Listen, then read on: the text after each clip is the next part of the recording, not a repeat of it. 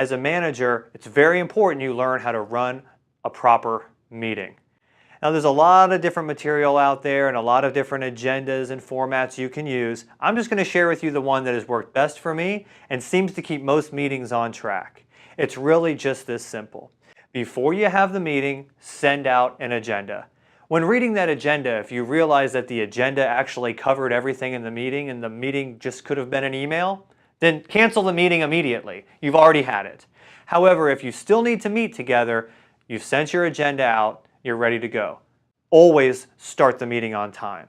Once the meeting has begun, you want to start it with something positive. So have a quick little positive segue, a success story, or something neat going on, or even a silly game to just get everyone present and thinking positively when the meeting begins. Never drop bombs and bad news at the start of a meeting to try to get everyone serious and engaged. Start positive.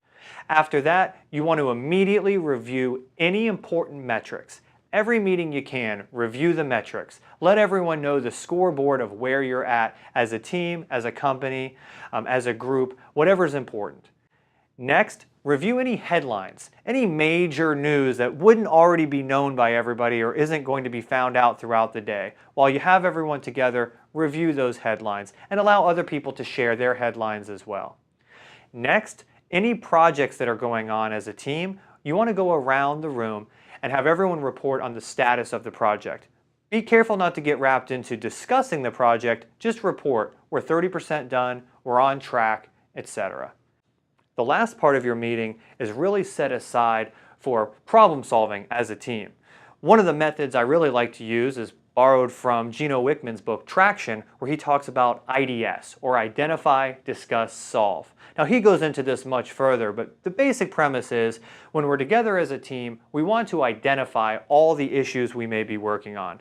Once you have an issues list, then you can prioritize which ones need to be worked on today. Because the fact of the matter is, you're not going to solve them all in this meeting. So we want to work on the most important one or two for the remainder of the meeting. Once we've identified our issue we're going to work on, we discuss our issue, and then we solve it. And this should take about 30 minutes or more of your meeting, since we've already gotten the other things out of the way. If you follow the first part of the meeting from a positive segue into reviewing headlines, going through your projects and reviewing metrics, all in about 5 to 15 minutes at most for each of those sections, and you leave the remainder of the meeting for identify, discuss, and solving issues, every meeting you have will be productive.